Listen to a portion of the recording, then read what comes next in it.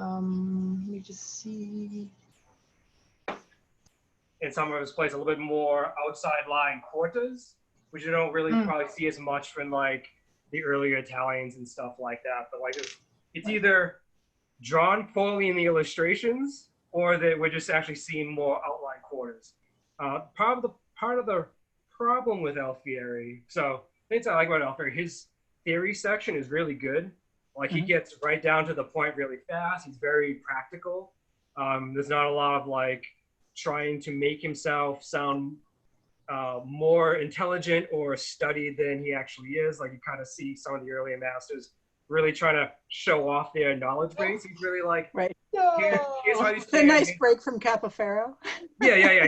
Capoferro was very wordy. I kind of describe Alfiere as like the BuzzFeed Italian fencing master. Is like you get your opponent in this position, and here are 3 ways you can hit them. The 4th one might surprise you kind of thing.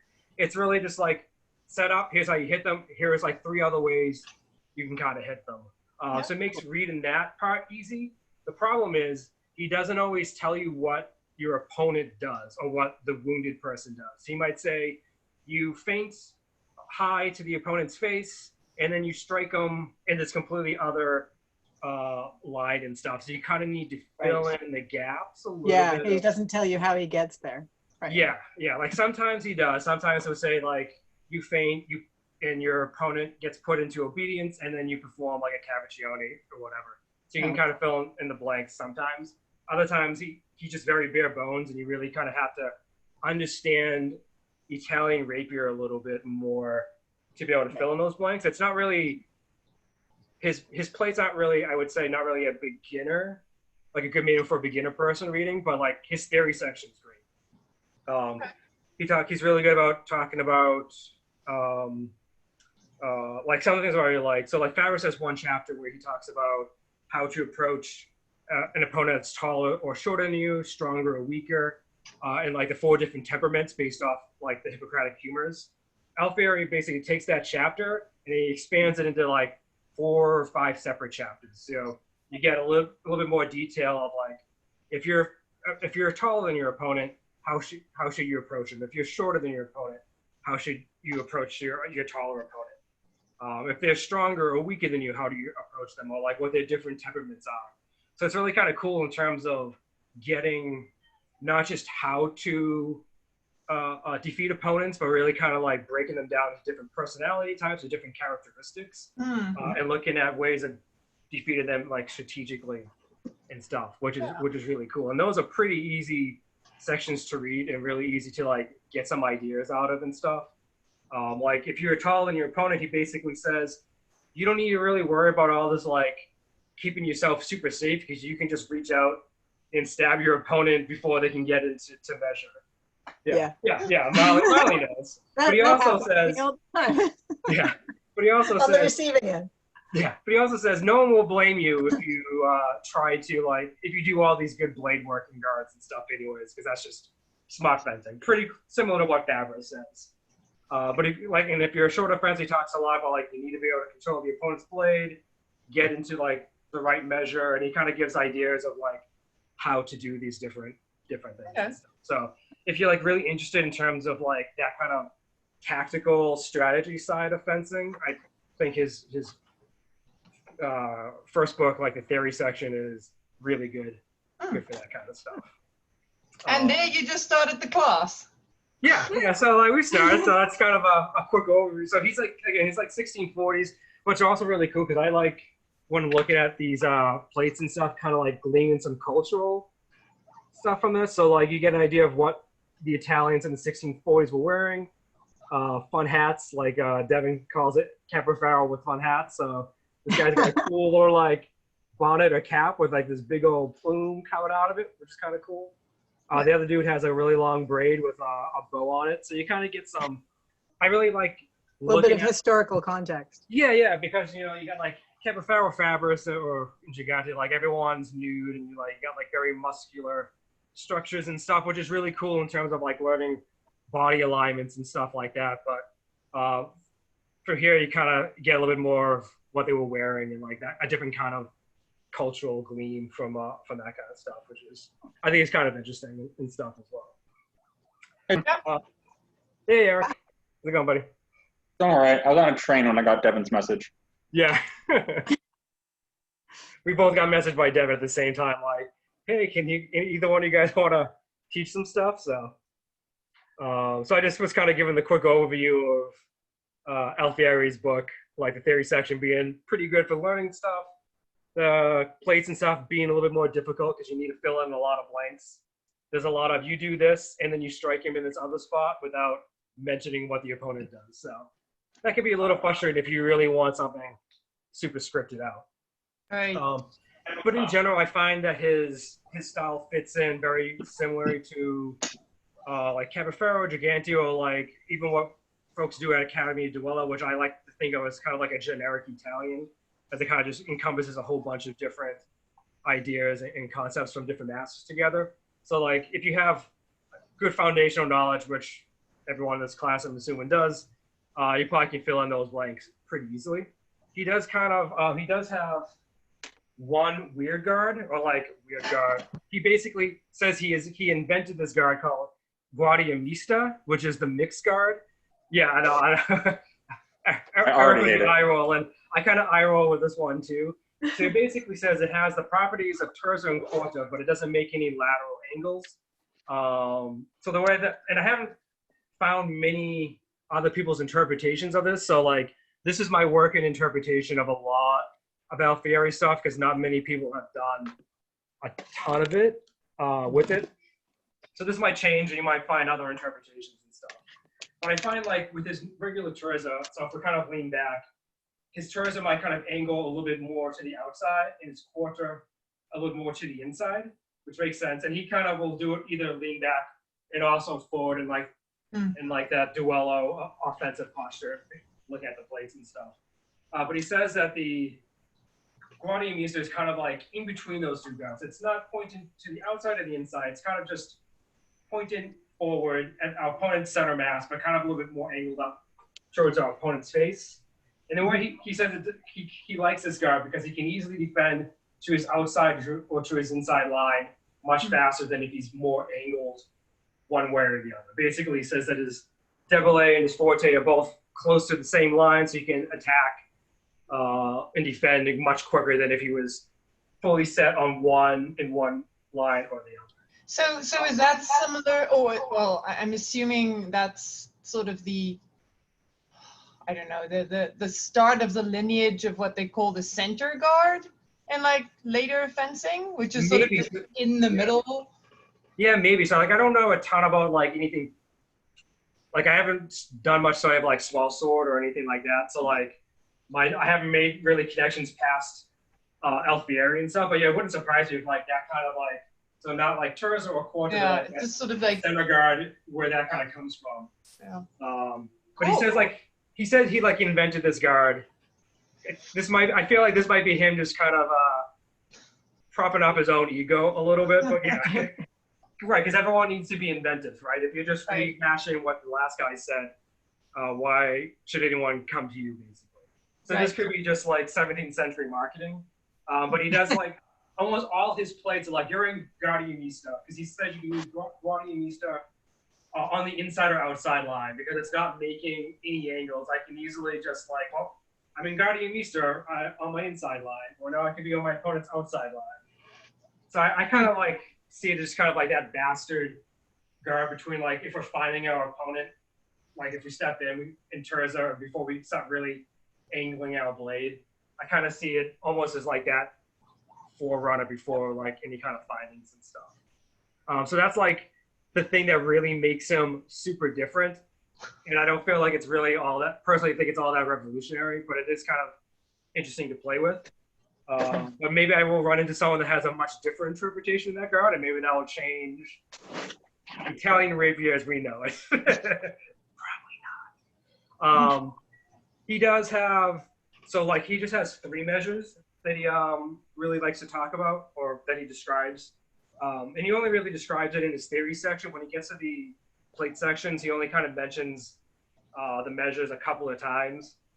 But he has misura larga, misura stretta, and misura perfetta. So reserve lager is basically the distance I can cover with the lunge at my extreme lunge measure. So like, let's see if I can just get you can see my hat right here on the box. If I'm lunging, I'm just barely touching my target in my big lunge. So this is like your home run lunge, just to be able to pierce your opponent's body. He doesn't really like that measure because to him it's very far away, and it's very slow because it's so far away. And you really need to overextend yourself on the lunge, which he's not a big fan of. He really stresses balance. You don't want to really go to the extremes. So like, I don't want to be way back here in my stance, but I don't want to be like super far over. He kind of like, everything's more in this like balance, happy gray area and stuff. Does he do a lot of upper body extensions coming forwards, or does he lunge more upright? He definitely has more, his lunges are definitely more forward, kind of like with duello versus like classical fencing. Okay. Yeah, so like, and I think part of it because he does have a lot of stances of like that kind of back-weighted stance, but when he gets into the actual guards, they are kind of like bent forward a little bit, which is why I think those lunges end up looking more like that than that kind of like upright classical kind of style. So that's Missouri Lager. It's basically your home run lunge distance. He's not a big fan of that because it's slow and very far away. He has Missouri Stretta, which he describes as being able to strike your opponent without moving your feet and just extending your body and arm. So I kind of like see this closest to maybe Strettissima, the way Duello teaches it. I think that's how I've kind of interpreted that measure. So my feet are planting, and I'm just kind of extending and striking my opponent this way. And the reason why I think it's this is because Alfiere describes so the firm-footed lunge and the fixed-footed lunge with Alfiere. It's the exact same thing, just different phrases for the same action. But that can mean 3 different things. It could mean I do that step lunge. That's a firm-footed lunge for him. Firm-footed lunge could also be that like leaning lunge. Or firm-footed lunge could be I just withdraw that my front foot. Because one foot is always planting. So for him, those 3 actions are all the same footwork, which can get also a little bit kind of confusing. So. Yeah. So that's also one thing, like if you're coming from like Duello, or if you learned another system, kind of realize that some masters have slightly different definitions for their actions or stances and stuff like that. You might need to kind of like recalibrate a little bit. Otherwise, you might end up with a very different interpretation, which can get pretty interesting and some fun fencing debates. So in between those two is Misura Perfetta, or the perfect measure. Again, very, I feel like this is him kind of like playing up a little bit of marketing stuff. Like I have this perfect measure that you should always strike at. And this is like a very small, I'll just kind of get back more on the screen. Look, a smaller step lunge. So if this is my lager, my home run, as wide as I can go lunge, Reserve Perfetta would be kind of like a smaller step. So again, balance, I'm not trying to overextend myself. So I'm in a measure where I can just do a small lunge and hit. So we're playing a little bit closer. So I kind of see that somewhere being between Lager and Stretta and like the Duello system in terms of measure and stuff like that. He describes tempo very simply as tempo is an opportunity to wound your opponent. Nice, simple, practical definition. If your opponent does a thing, you can hit them. That's a tempo. Nice and easy. But he does describe 2 tempos specifically. One is contra tempo. And he describes this as basically artfully getting your opponent to attack you and striking them in that attack. So it's a very like broad, open definition. So it could be kind of like how Duello really teaches it, kind of the classic Duello contra tempo, where I have my opponent found, they disengage, and I just kind of strike them in that tempo of them doing the Cavachino and stuff. Or it could be that I just kind of approach and give this invitation, maybe like to strike on the inside, even though I don't have their blade found. And when they strike, I could do like a void or something and strike them. That's still contra tempo in his mind, because I have created an invitation or an opening to get my opponent to attack. That attack is a tempo that I'm able to counterattack it. So is his contratempo include that your strike is within the time of their attack? Or is it just that I've created this opportunity for an attack which I can then counter? I'd have to go back to look at the specific wording. Actually, I have my notes up. Let me see if I can get the exact wording for you. Tempo, where are you? Sorry, you can tell me if I should just shut up. And you No, this is good stuff. So contratempo is a way of provoking the opponent to make a tempo in order to beat their timing. You lure your opponent into creating a tempo by attacking you. So there's a level of deception kind of involved. And he also has a lot of Dewey Tempi actions in his play, and I kind of see maybe Dewey Tempi in some ways is also fallen underneath his contratempo. Because he doesn't specifically say the phrase Dewey Tempi, but he definitely has beat attacks, and there's definitely like parry riposts that show off. So he doesn't call them out as Dewey Tempi. I think maybe in his mind, it's still contratempo, because maybe his parry riposte is so fast that this is all one tempo kind of to him, which is kind of cool. So his contratempo, very broad definition. So basically creating an invitation or an opportunity that your opponent can try to strike you, but you hit them. Then there's in contro, which is your opponent attacks you and you attack them at the same time. Sounds very confusing. Sounds just like contratempo.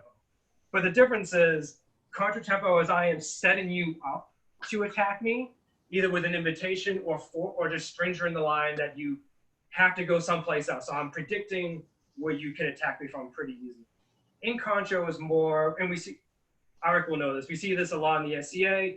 One person just kind of flings their arm out and the other person's like, ah, and also just kind of reactionary throws their arm out there. And this is where we get like a lot of double hits. People double it out. We call them double kills in the SCA because they both get hit, so we're both kind of dead at that point. It's really just like my opponent throws a shot and I just kind of like, not necessarily freak out, but I throw. And he even breaks that down into accidental and voluntary and accidental. So accidental would be like I wasn't expecting my opponent to throw a shot, but I throw a shot out there. And voluntary is maybe I planned it a little bit, but it doesn't have that level of deception or setting my opponent up as contratempo does. So I think it's just kind of interesting that he kind of breaks that down into like those kind of little subsections and stuff. So I know Devin wanted me to talk about training because Alfiere actually has a section on gentlemen's exercises. So it actually talks about how can you cross-train for fencing? How can you cross-train for rapier? So he says to like swing around a spadone or a pike. So he also, along with doing a fencing manual on the rapier, he did a manual on the spadone, so the greatsword, the Italian greatsword. He also did a book on pike and also flag. So he teaches you, one, how to do all these cool flourishes with a flag, but also how to fight with sword and flag in hand, which is pretty cool. I haven't really dove too deep in that, but I think that would be a fun project to kind of do some interpretation videos and stuff for. So I think that might be part of why he also says to swing a greatsword and a pike around is that this is something else that he teaches. Maybe he's also trying to get people to come in and take his classes or whatever. But also I think having swung both of those kind of around and stuff, that is a good shoulder exercise. And like just by taking some of Devin's classes in which it's basically holding the sword up and lunging for an hour, having a strong shoulder and upper back muscles is a super good idea. So I think that like this also is a good way, those other cross trains a good way of just building up your strength for that. He also talks about, he says wrestling is really good, which kind of makes sense in terms of just like as a good workout. If anyone's ever done any kind of like historical wrestling and stuff knows how fast of a workout and a sweat you can break out into pretty quickly with that. And he also talks about like what he says casting the pole, which from my research, so there's been, I tried to do some outside research to try to find specifically what this is, and I haven't found it yet, but the footnotes and the translations I have say that it's probably close to like the Olympic hammer throw. So it's basically taking this big old iron rod and chucking it as far as you can get it and stuff. Oh, like a caber toss. Yeah, pretty much. Yeah. So it's like that's probably gonna be a very, I'll say, upper body strength, but also like core and legs and stuff. Everything that's really good for fencing as well.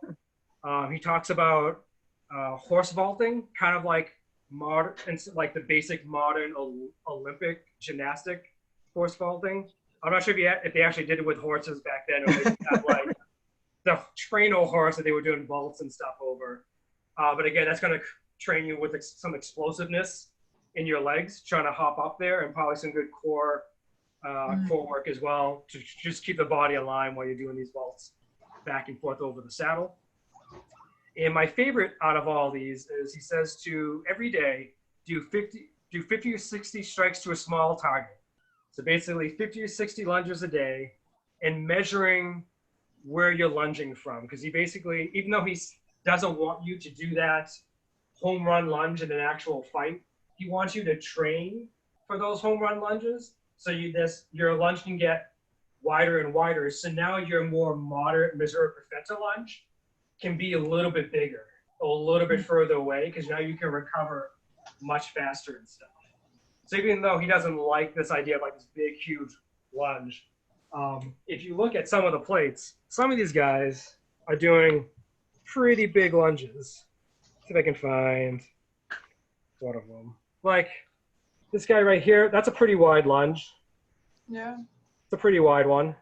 But a lot of them are more like this. It's a little bit more of a moderate kind of like lunge stance or lunge position and stuff. And here you can kind of see like the body's inclined forward more than upright and stuff as well. So I think that's a really cool idea. It's a way of like challenging yourself while you're training. You're just like, all right, I'm going to lunge from this distance, chalk it down, or put tape, or however you can measure it at your house. And each time or each day or over the course of months, see if you can make that a little bit further away, a little further away. And when you do that, you're getting some nice flexibility in your hip and groin muscles, and now you're going to be able to strike from further away. And the further we can strike our opponent, the better. That's why a lot of battlefields had like pikes and muskets, because they could just hit people from much further away than up close with swords and knives and stuff like that. So the further away, the better. I could put that on a t-shirt and wear it. Yeah. Oh. And these short fencer, I don't know what it's like to be far away from somebody and hit them. I'm usually trying to get in their pants and just like shanking away if I have my dagger. I try to fight pretty, but it ends up being a little bit more of a tavern brawl at some point. You know. If I did that with Eric, he would just like flip me over his back and wrestle, because he knows how to do some wrestling. I'm just sword thug for the most part. I'm that good at wrestling. I'm just good at administering people. I mean, that's not I will administer you over here. It's so like, I'm in charge of like trying to get grappling into the SCA. That doesn't mean I'm the best SCA grappler. That just means I can safely explain. So you closed in, and now you get to push their arm over here. Cool, now fall safely. Yep. Like I can wrestle, I'm just not great at it. Alfiere also likes doing mezzocavaciones. He only uses the phrase mezzocavacione in his theory section once, when he's describing like the different cavaciones you can do, but it appears a lot in his actual plates. He really likes, and it's usually always feinting high, right? So like he's feinting high and then doing the mezzocavacione as the opponents go into parry high. So the feints high to really open up those low lines. So he feints high and then he does the mezzocavaciones. It's really just dropping the tip. So if I feint high in secondo, all I need to do is just drop the tip, and now I've freed my blade from my opponent's sword. It's underneath his guard. And then he has different ways that you can finish attacks. A lot of times it's just a straight lunge. Sometimes he'll do it with a passing step where he's either trying to grab the opponent's sword so they can't come back and get like a counter attack on him afterwards. He has a few where he'll do the feint high and then basically do a spasso, but he doesn't really do the spasso where it's kind of like forward low lunge. He kind of does it just as a sideways, but still weighted backwards. So like the way that I've learned it from Devin is that spasso is kind of like, it's a forward lunge, but just really low and underneath the guard, still like in that low lunge. the way like Alfiere has at least in one of his plays when he's describing it, it's you're gonna be in one measure perfetta, so you need to be in that perfect measure. So you kind of faint high and then just drop down. I'm still kind of folding my body over, but the weight is still kind of back on that back leg. I'm not sure how strict he is because he doesn't really say. He'll just usually say you lower your body and strike after this feint. So it doesn't really say if you're extending the body or not. So maybe he doesn't super care. But the one plate where he describes, where actually shows the body being low, he really isn't at like lower kind of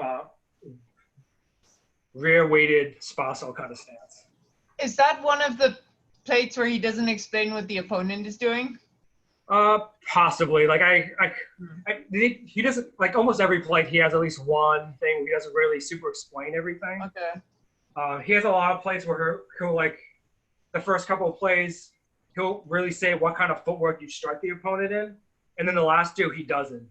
So you have to kind of decide when interpreting it, are you trying to do the same footwork as the previous two plays, especially if it's something specific like this couple of chapters we talked about striking your opponent while doing a pass. So does that mean every play in that plate is on the pass? Right. Or can some of them be on like a lunge? So it's kind of fun to play around and see what works and stuff. And what it comes down to, I feel like, is if it works on the pass, it'll probably work on the lunge as well, depending on your measure and other stuff. But yeah, so like there's a little bit of filling in those gaps. He also, unlike a lot of like the early 17th century fencing masters, he has a lot of cuts in his play. Like all his plates have cuts as like I thought at the end of each chapter.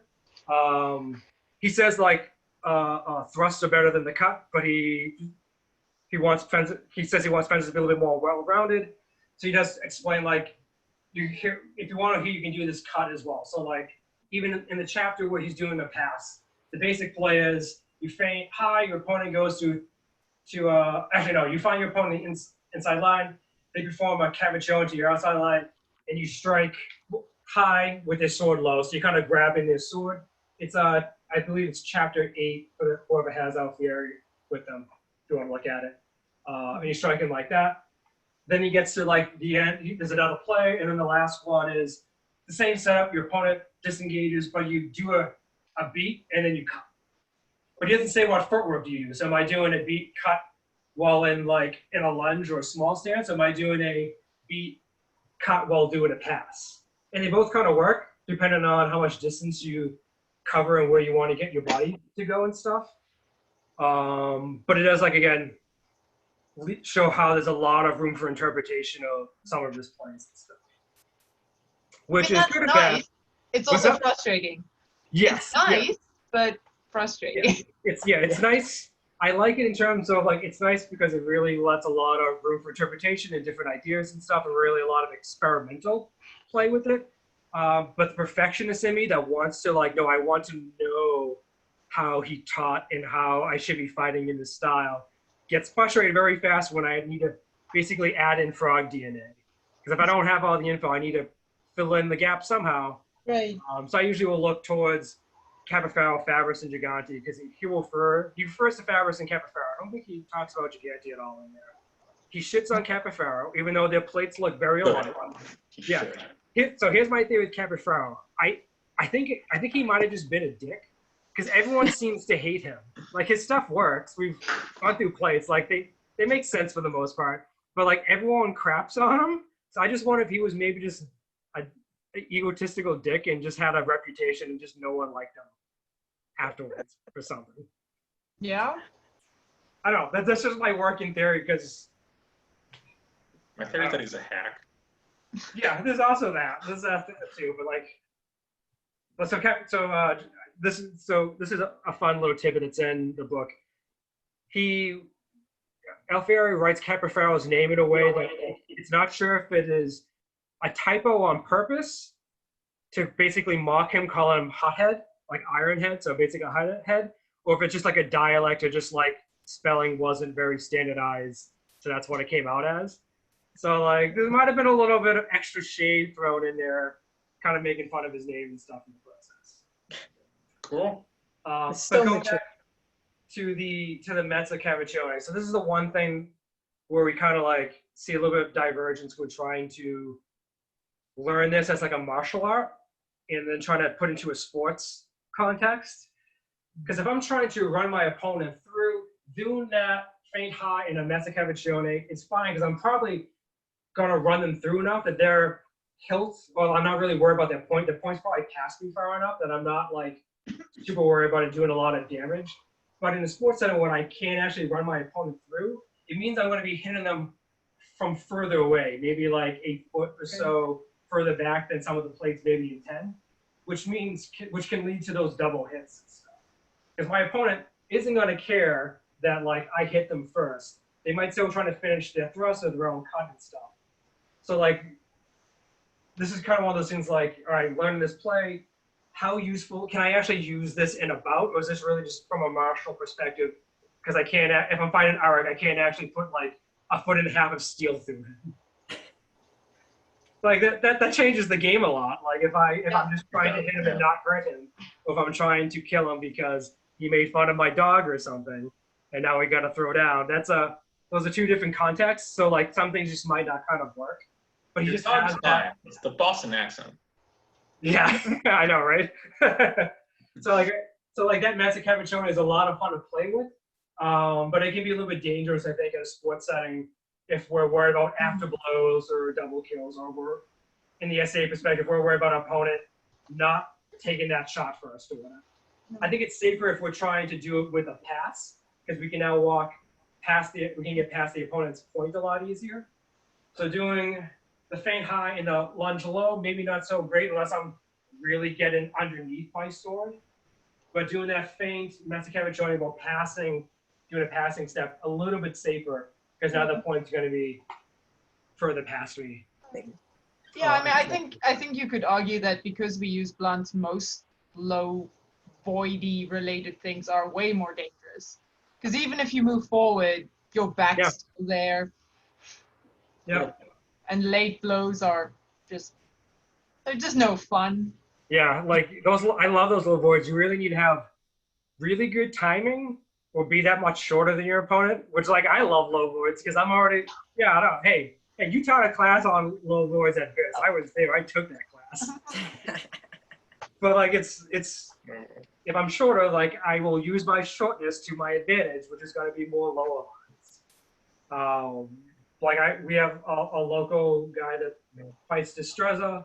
He's very tall. He's like 6'3", 6'5". He's ginormous. He's huge. And like when he first was learning Destreza, he was doing that beautiful 90-degree angle, and I'm like down here and like below his horizon and just like getting all those flank shots. He's kind of finally adjusted to it, but that's a way of being able to use what might be seen as a genetic disadvantage to my advantage because I'm having different angles I can kind of play with and stuff.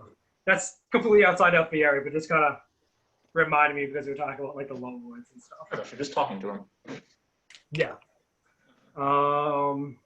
That's really like my big overview. I did do a presentation on what Alfiere says to do about like fighting an opponent that's stronger or weaker, taller or shorter, and the 4 temperaments. I can send that link to Molly to put in the Blue Core chat, or send it somehow if people are interested in that. They don't have the book and stuff. Because Yeah, definitely. not only do I like talk about what Alfiere talks about, but I try to put it into like a sport context. So like, all right, what does this mean for us as HEMA or SCA fencers? Because so like the 4 temperaments, you got timid, reckless, phlegmatic, and choleric. So timid fencer is like this scared and stuff. Well, what does that look like? We're not actually afraid of our lives, hopefully, in these tournaments that we're in. But what would that look like in a HEMA sport context and stuff? Right. A reckless opponent, what would that maybe look like? Or how would that come through in the rules of how someone approaches a fight? How does that change depending on the tournament style? Like if your tournament style is you're in a pool for like 10 minutes and how many points can you get as people rotate on through, your approach might be very much more different than if it's you and I only have one loss before we're out. If we get hit, while the tournament, we might be a lot more cautious and stuff. So I kind of try looking at his ideas and try to put it into a little bit of a sports context. So we can kind of make that a little bit more useful since we're not actually fighting to the death. Cool. Yeah. Thanks, Justin. Yeah. Awesome. Great. Let's talk about Gigante. Yeah, we can if you want. We can kind of compare notes. I'm ready to go. Cool. So Gigante writes 2 books for us. He writes this first book. You should only get this copy. The other one's bad. In 1606. Oh, we just lost Eric. And then he writes this other one in 1608. So Gigante is writing from Venice. He is a 10-mile walk from Padua, where Fabris is from, even though Fabris is publishing in Denmark. Both Gigante and Fabris publish their, well, Gigante published them like separately. Fabris writes 2 books, but like publishes them together. So they're publishing in the same time. So there's like something clearly in the water. They have like very different philosophical approaches, but their mechanics are all essentially the same. And Fabris is dandy in that he like helps give us a lot more of the specifics that Gigante glosses over. Like Gigante doesn't number his guards except once, where he like casually refers to something as third, because he just assumes that you know this, because of course he did. But he teaches us how to lunge, which no one else does. That said, if you want to read a manual, Gigante is the best one. Which is independent of me saying that Gigante is the most effective thing that will beat everyone, but oh my god, is it the single easiest thing to read, and it spoiled me because I read it first. So if we look at it, so everyone else wrote so the smart people wrote a philosophical treatise that happens to be about swords, and the dumb people kind of threw some Italian words together in an order. Stares at Capofero Marozzo. So Fabris just goes off about philosophy for ever before he tells you how to pick up a sword. Gigante wrote a curriculum that you can just teach week to week in a straight line. And even if you as a singular person might disagree with that, that's up to you. So he has, before we get to the lunge, there's literally 2 pages of theory. There's the guards and counter guards. He loves himself some counter guards. And there's tempo and measure, which he says are the most important things ever, and all our mechanics are very secondary to this. For those of us who have fought a little more outside the very structured HEMA realm, you'll see that a lot of people have mastered measure and tempo. Their footwork is great, and they couldn't stop a cut to save their life. But if your footwork is perfect, you can hit everyone. So he's now going to teach you how to lunge, which is dandy, but he's telling you first that measure and tempo are the best things. So he doesn't give you this nice 4-part layout that Devin does for both tempo and measure. But he does give us a bunch of examples of tempi. So he lists for us, he says, if they perform a frazione, you can attack them while they do so. This is a tempo. If they change guards while they do so as a tempo, which is a fun one. If they deliver an attack, this is a tempo. If they advance to come into measure while they take their step before they arrive into measure, this is a tempo. So it's Devin's primo tempo. If they deliver an attack and you parry and counterattack in a single tempo, this too is a tempo. Here's my favorite ones are the last 2. If the opponent stands motionless in guard and waits, and you advance into measure and immediately deliver your attack into their opening, this is a tempo. So if you don't move, it's a tempo. And every motion of the sword, dagger, foot, or body is a tempo. All of them, every action ever is a tempo, in case you weren't sure and it wasn't on this comprehensive list. Cool, so then he finishes with theory and tells you how to fence. So it literally goes plate 1, how to deliver the thrust. Plate 2, gaining the opponent's sword to the inside. Plate 3, the outside. Plate 4, striking in tempo. Plate 5, striking the tempo of their cavazione. Right. Or plate, 6 is somewhere in here. Right, 6 is contraccazione. He clearly wrote a progression that goes in a straight line and spent a lot of his time teaching. We don't know a huge amount about him. We know where he is, what year he's publishing. We know he's in the Order of Saint Sebastiano, I believe it is, which was previously a knightly order, but by 1606, in Italy, they've gotten really far away from like this Arthurian ideal of knights because Italian, A, no one's going into battle in full harness, and B, the Italians just have mercenaries. So this was a thing that was a knightly order once. I think it's still around. Some of the later masters are a part of it too. Anyhow, let's pick up some swords and learn how Gigante's lunge is different than Capoferro's and Deffin's. I'm gonna try. Very great. I know you just like sat through a lecture, but I'm gonna make you do things. It's that, or we like read through text, but Clint makes you do enough of that. So, who can describe to me the Duello brand lunge, and specifically recover from the lunge? Oh, That's where it's gonna get. I feel like this is a trap. It is. Someone give me the Duello brand version. Stand the sword first, then you hip hinge, and then you can throw your weight forward. Yeah. Sword, shoulders, Hips. step. Bring hips back, shoulders Yeah. back, arm back. And how do you get out of that? How do you recover from that one? Bring the hips back while keeping the shoulders forward, then shoulders back, then arm down. Did your foot move in there at all? What? You said, so I have lunged, yeah. What's the first thing that moves back from my lunge? Well, I mean, I kick up with my front foot, pull with my right, but I move my hips back. So are you moving your hips first or moving your foot first? No, my foot kicks off. Great. Bring my hips back. Cool. So I want everyone, real quick, just do like 10 lunges the way you currently know how before I mess with it. Okay, no guarantees.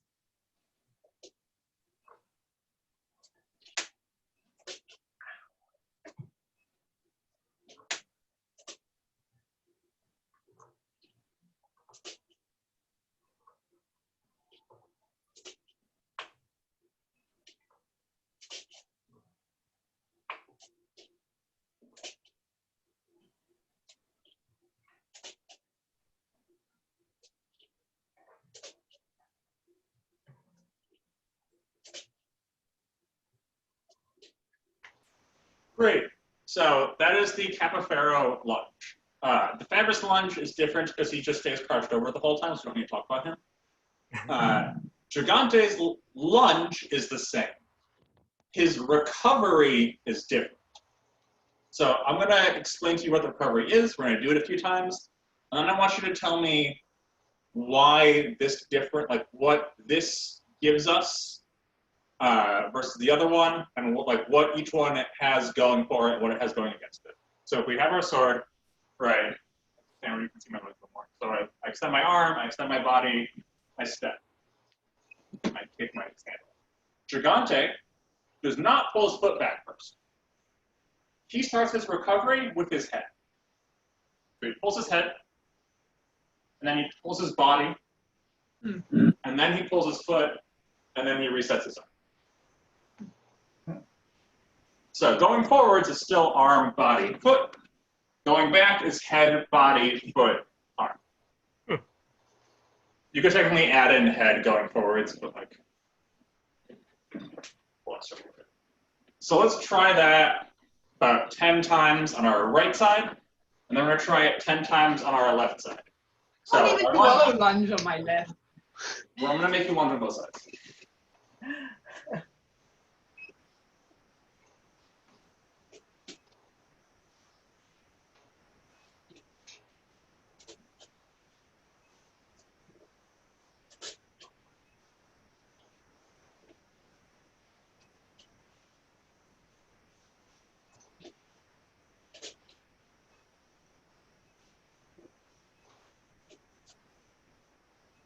Ah, no, Vicky, no, no, no.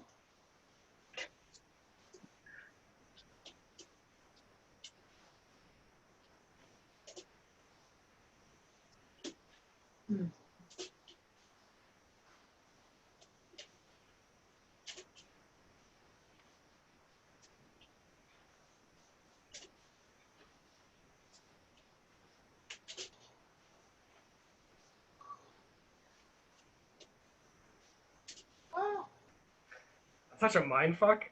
Well, it feels like a wave, right? Like it's like it's almost like it creates a current in my musculature, which just pulls everything back. I mean, my legs are happy for it. Yeah. It really looks like Gigante's always expecting that a counterattack to be at the head. So he's just trying to get, like, well, if the counterattack's going to let me get all that line out of the back and out of the way as fast as possible. Yeah, and he's definitely more defensively minded than someone like Fabris. Fabris wants to go forward and then not stop going forwards. It's because the man's brain. So he has a whole book about it. we were talking a second ago about how you can't do these low passes in our way of simulating this because you can't go into the person. I don't remember what Capoferro says when you hit people, but so Fabris tells you when I strike my opponent with my point, I should drive my hilt into them, and I should hold them there until they die. This is why all of the Germans switched to Fabris by 1620. Gigante, and this is this one you can actually do in our way of fighting. Gigante does not want you to put your hilt into them because that's gross and they smell bad. He doesn't say that, but it's implied. He says, so I strike you, I recover, I kind of look at you for a second, I see that you have been wounded, it's going to be hard to hold your sword and stuff, and then I stab you about 3 to 5 more times. For those of us who have ever done any tournament combat, you'll often find that, especially, for those of us who have done tournament combat, you'll find that double tapping people when you already have a line is really effective. Because sometimes the first one didn't land, or they didn't notice it, or the judge didn't see, right? So, if I already hit them and I have this line and I made sure I was alive, I'm going to keep hitting them a few more times. So that's the more general mindset thing. What specific, what tactically does this recovery give us different, not necessarily better or worse, but differently than Capoferro's recovery? Well, it would be quicker to step back and do that second strike, right? Because your foot's already out there. If you just pulled your head back, you go, oh, easy enough. Is that enough? Yes, it is faster. I would say it is faster to recover all of the way. Yes. I find, Marlene mentioned it feels like a wave. I know that if I have to get out of dodge, pulling here and letting that action pull my foot with me feels very easy. Whereas, my foot pulling back does not necessarily initiate my body pulling back. It moves me back in space, but it's not pulling the same way that, when my body runs out of space to pull, my foot has to go back. Just like when my arm runs out of, elbow and shoulder to extend with, my body and foot go forward. You see that parallel happen. Yeah? Yeah. It's almost like Gigante's is yanking himself back, where Capoferro's kind of pushing himself back. Ooh. Yeah. To kind of put it in slightly different terms. Yeah, so it gets us all the way out faster. Yeah. What is a thing Capoferro's recovery might give us as an opportunity that Gigante's doesn't?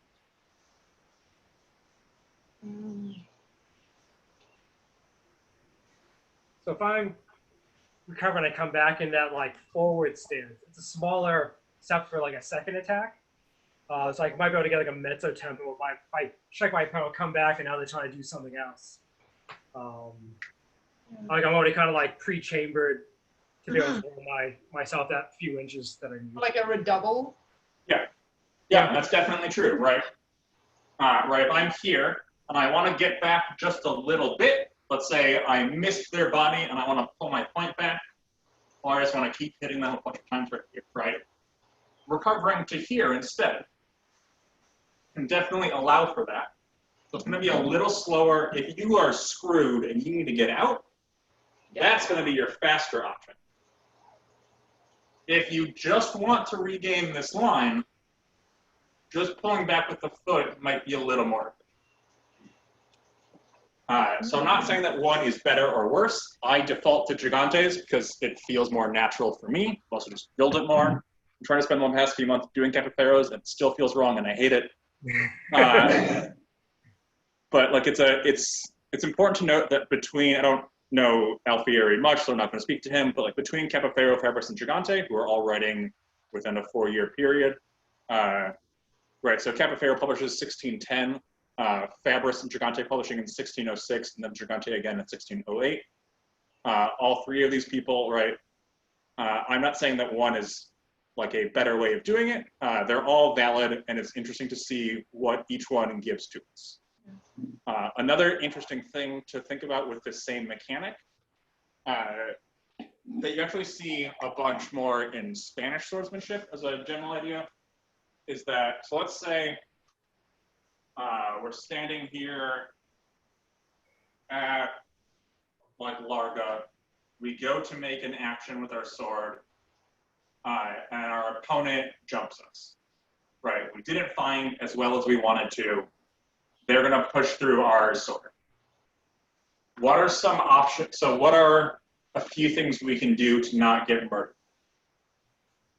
Boy. Okay.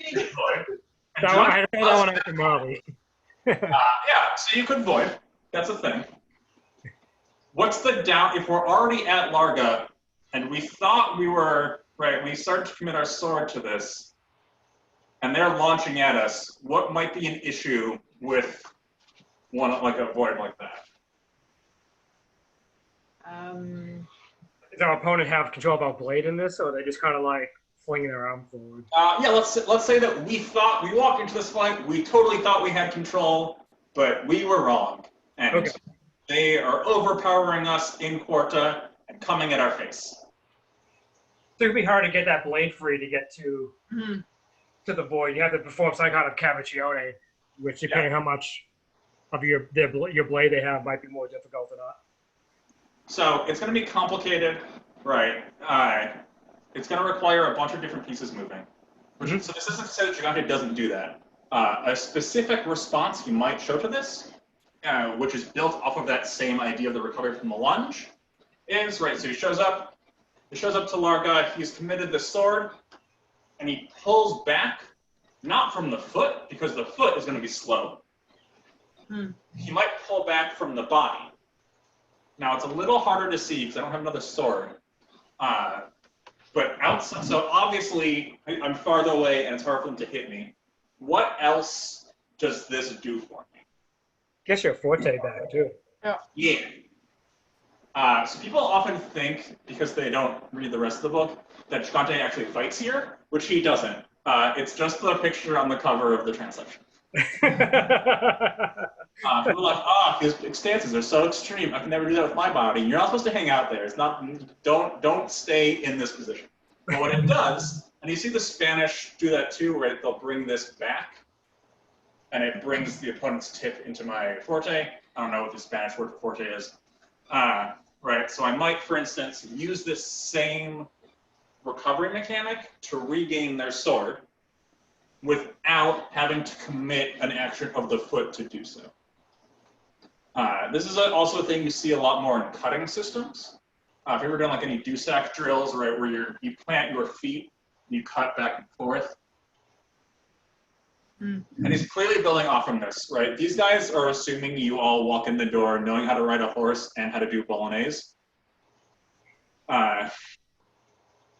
He doesn't actually talk about horses. He mostly just like relegates cuts to book 2, because of course you know them. They're there, and he has like some advanced techniques, but like he doesn't need to deal with them right now. The other thing is like Gigante's mindset is very much, and one of the things that I appreciate as someone who will enter 3 tournaments a day, is that he wants to burn as few calories as possible. You see, so this conversation just making me feel really gypped and sad. Oh, why's that? Because I'm always told you should move your feet, don't fight lazy, move more. And I'm like, but I don't want to. And I'm like, I like just ducking my head out of the way. I always joke that the Italians are like lazy fighters, like as a generality and stuff. Like I'm the same way. I don't want to spend any more calories killing my opponent than I have to and stuff. It's a long day if it's a big tournament. I got like 50 other people. I have to fight another dude after this. Yeah. So Gigante does have low voids, but he doesn't have them until book 2. Book 1 is all right. He's just staying here. He doesn't go into Prima at all in book 1. It's not a thing. It's like awkward. He has to like contort his body to get there. He doesn't want to do that. Right? He's just staying here. And he's trying to trick his opponent into doing all of the work. So he uses a lot of invites. Right? He says, for instance, he has like both with single sword and with sword and dagger. Right? So I'm here, right? I can set up in Tirza, and I uncover the left side of my body, or I uncover the right side of my body. Right. So what if I show up to this fight, right? We're fighting. Especially if I'm not doing it static, but we're fighting around, and I do this. What are some decision trees from here? So he's providing an open line invitation as opposed to I engage your sword hoping you're going to go to the other side. Yeah, which isn't saying he doesn't have those. I'm just showing a specific example of, he has uncovered this side of his body. It is not just go over here now. It is, come over here. It'll be great. Not really. Just keep stepping this way. Nope. That really sets up for a nice dagger parry if they shoot that inside line shot. Right, I can definitely pick up with the dagger. He tends not to default to starting with the dagger.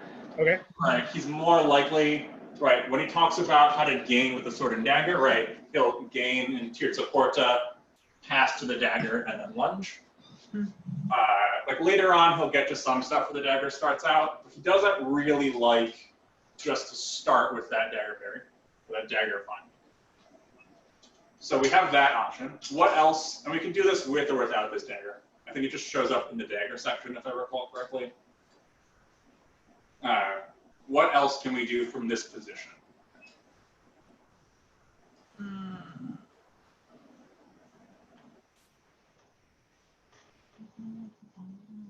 Where is our opponent better question? Where is our opponent most likely to go if our tip has drifted out a little bit? Straight down the middle?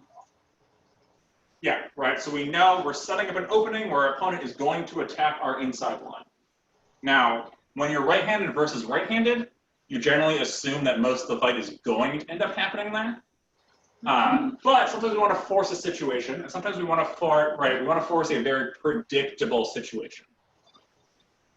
So especially if we've been doing this whole fight, and I've just been fighting you between Tirza and Porta, right?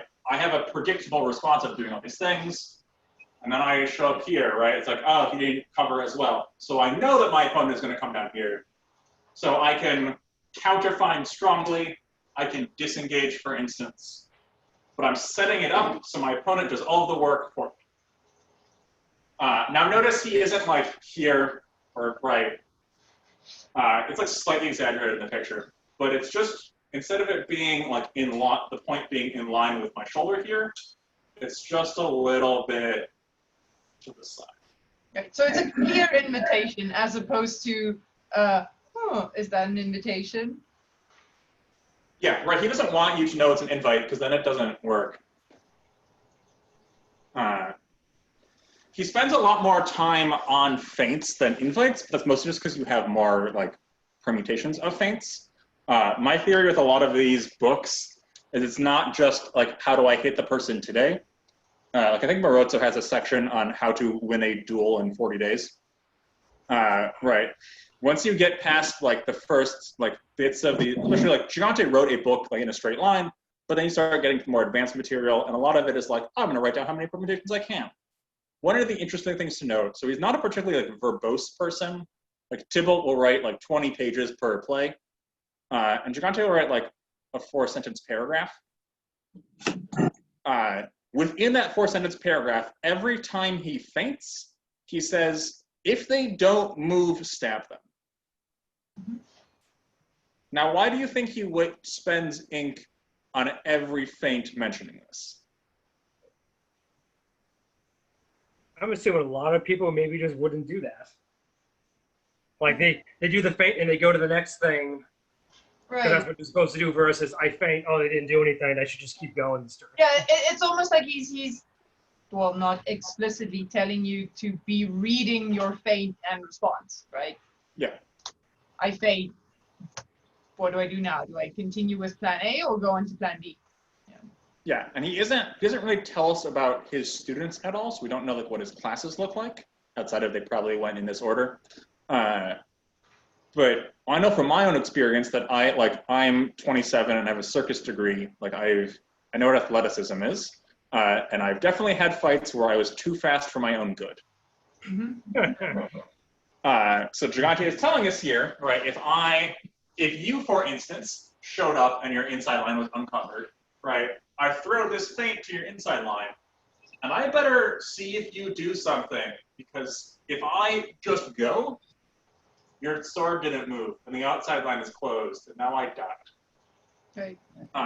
And clearly this was enough of a problem that he needed to mention this every single time that it ever came, like, every time he feints, you make sure you know this thing.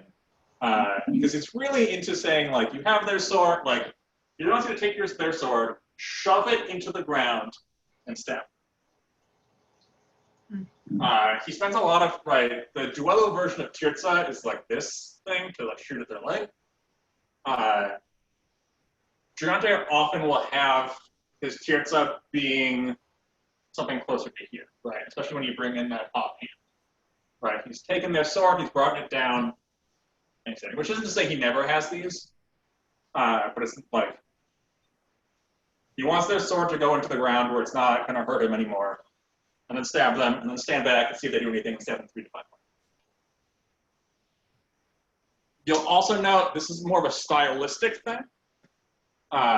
So, in like the default Duello brand lunge, what happens to your offhand? We teach him out back direct. Right.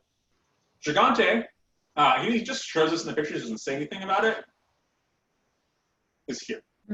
I don't think there's a functional difference, like, I don't think one is more or less valid than the other.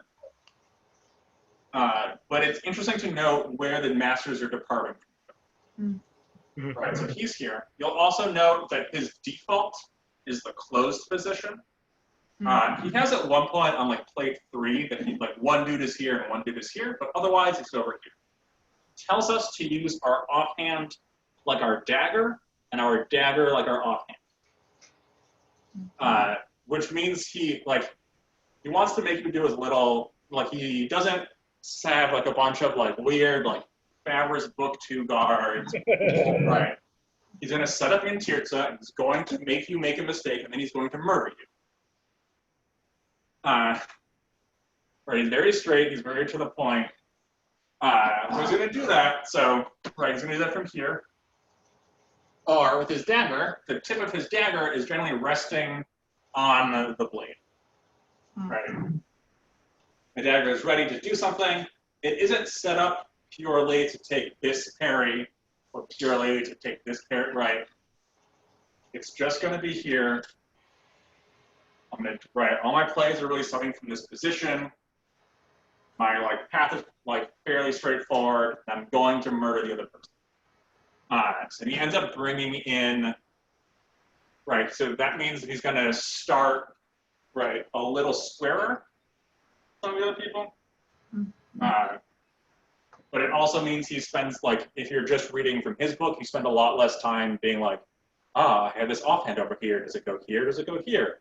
Which one is it? And he's just like, put it here, hit them.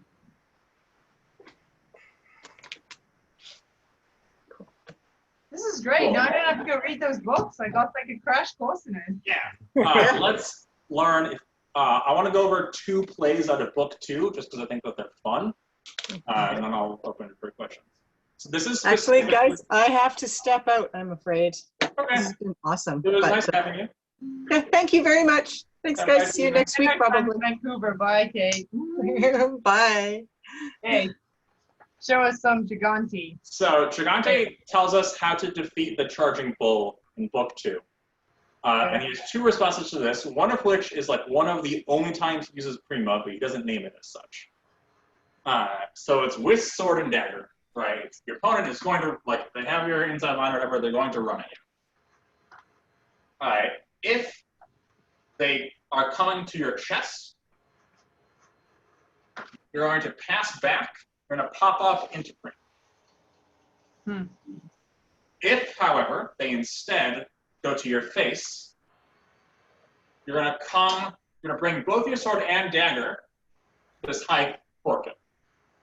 So you're not doing this one, but you're instead, right, you know where this point is coming, you're moving these like pieces together. So let's try that with our sword and dagger. Or Question. So the Prima one, because they're still coming over that arm. So if you're here, are you doing like a little disengage to get around it? I don't understand the question. Are they, so if I'm here, yeah? Yeah. And they're coming to my chest, they're striking through here, right? So am I? They're coming from your inside. I think you're thinking of it as crossing from the outside. Wait, they're on my inside, yeah? Yeah, they're on your inside, and they're attacking to like your like liver. Oh, they're attacking low? Yeah. Oh, okay, that makes sense.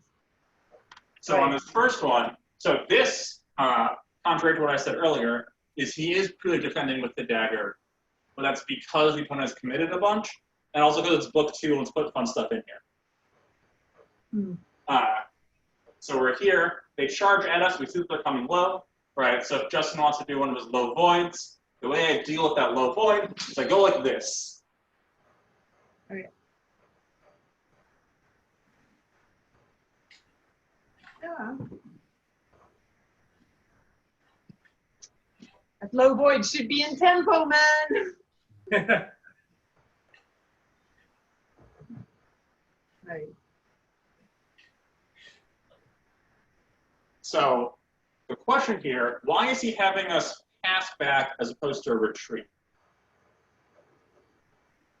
Well, that's getting that target offline a little further back. They're going for that kind of like lead hip area. That really kind of withdraws it nicely. Yeah, so it moves the target back. It also moves, so I can think of, the way I describe it, which he isn't saying this specifically, but like I base myself off of him, is my defensive measure is defined by my front foot. My offensive measure is defined by my back foot, right? If I want to lunge, it's here, right? If I want to pass, it's where my back foot is. If I want to retreat, right, I have to get my front leg out of there. And if I have to go, oh shit, they're really coming at me, I'm doing this as a stesso tempo action, right? I'm not worried about coming here and then retreating again. I'm really just committing all the way to this line because I know, like I see that they're coming at me and I'm gonna deal with it. So the issue with the pass back is it's really hard to like keep passing back. But if you know that they're coming, it's a very effective action in a single time.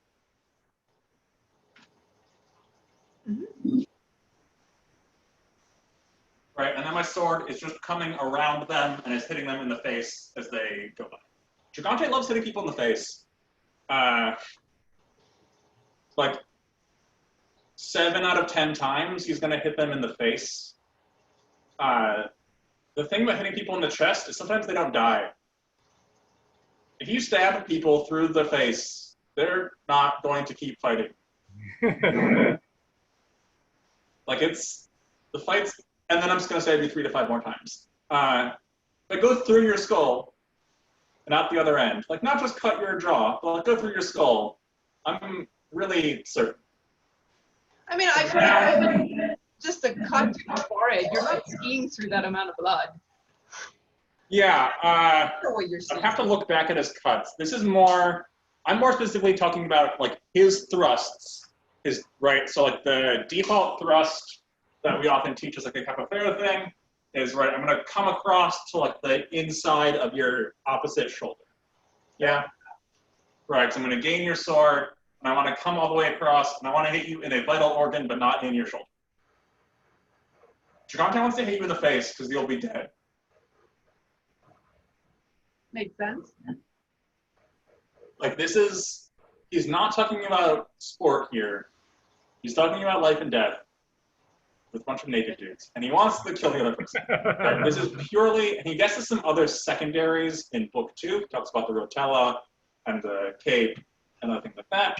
But it's really just, I have a dagger in this hand, or I have a rapier in this hand. They have a rapier in this hand. We are in a duel starting out of measure with matched weapons. There's like a couple plates on like, I have a dagger and they have a polearm, for the hell of it. But it's really only a small amount of period. So let's do one more play and then we'll finish up. So if, for instance, you see that they're charging, and right, if they're doing the lowest right, if they're just doing passing steps forwards, and we know that they're coming for our face, we're also going to pass back. We're going to lift up the sword and dagger into this high porta with the dagger high. We still doing that withdraw the lead leg back? Yeah, so we're still passing, the footwork is the same. I'm still passing back. But my weapons are up here. Huh. Okay, so he's keeping everything high because he's hitting in the face. Okay, makes sense. Right, he's not particularly worried about them disengaging to my chest, because A, they've committed to this thing, and B, my chest is now really far away. Yeah.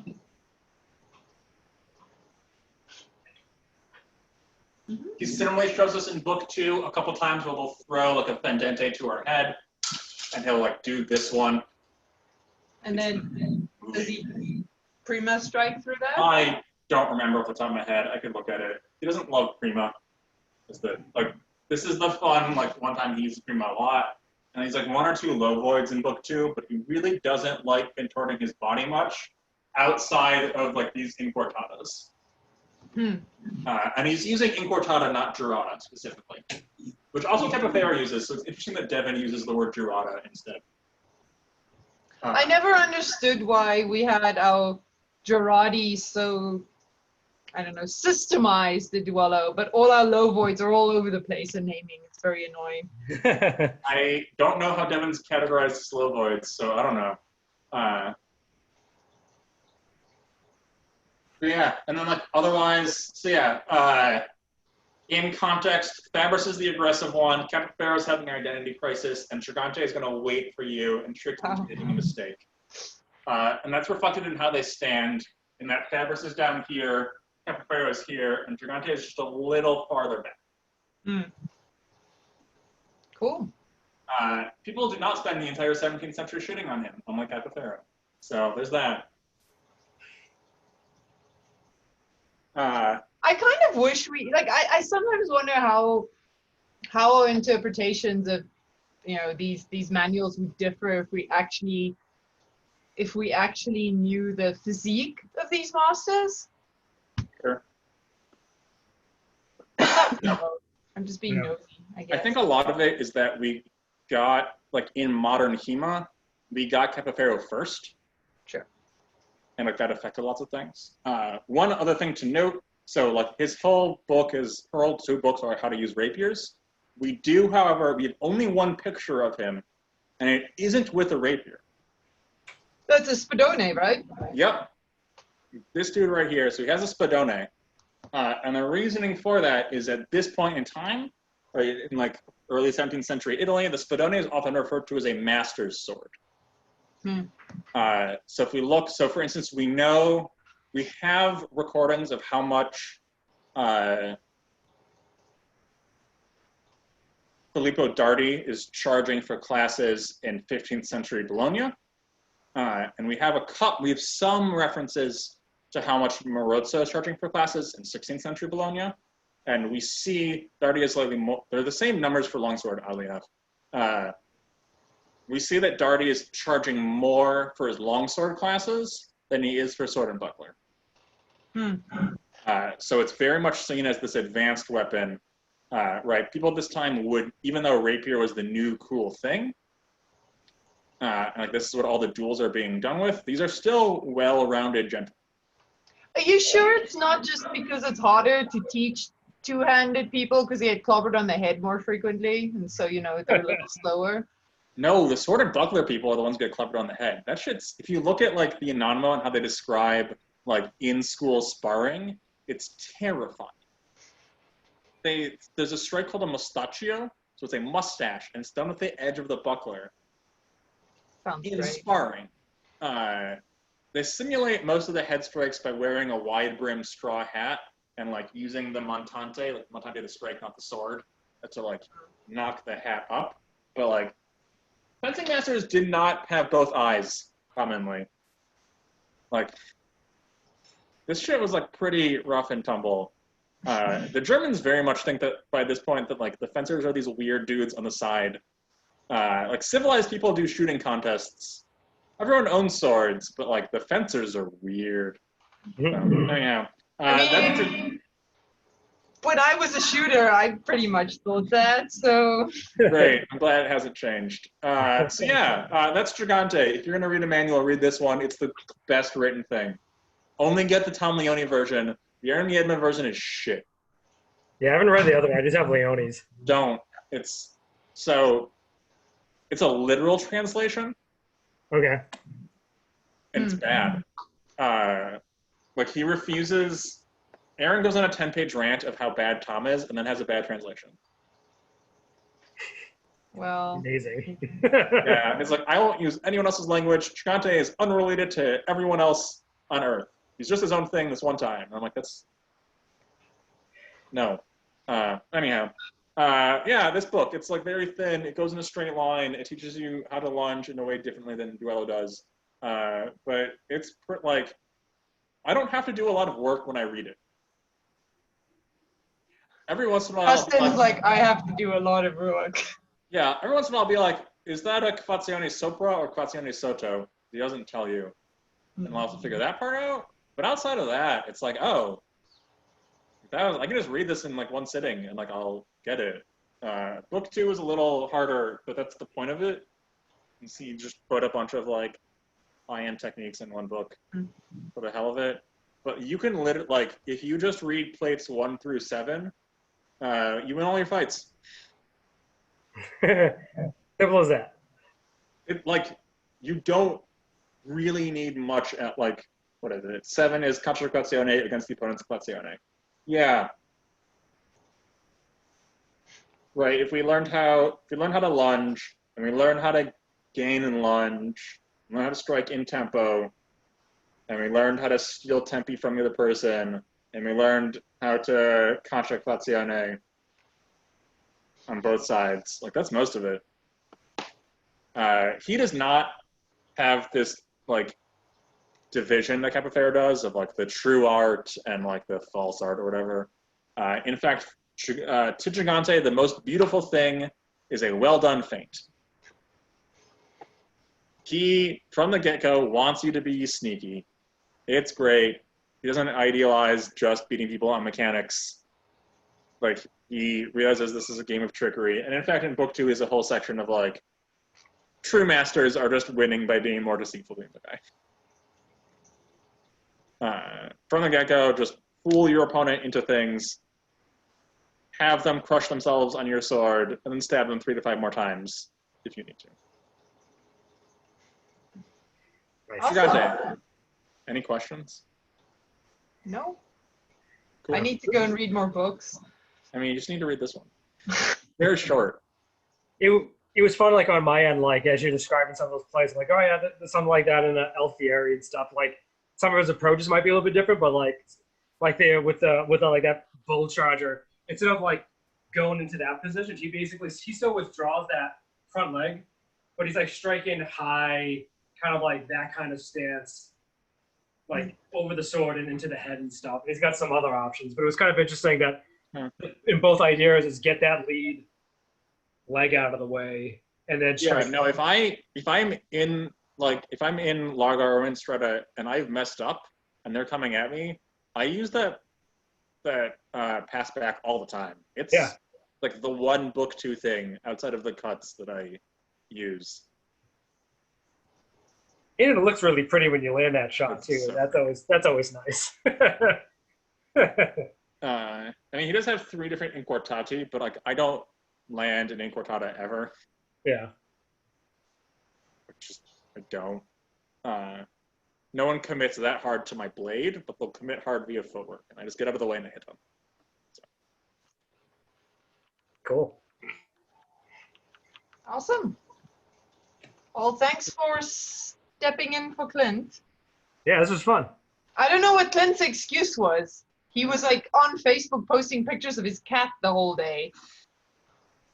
Or Clearly, whatever. the cat is on his lap, and he just couldn't get up to teach the class. That's how it works, right? That's Clint's I'd excuse. I'd actually find that valid. That's fine. I was hanging out with Jim, my friend Jim earlier, Master Kai. Yeah. And I got to pet 3 different cats, and it was great, and I loved it.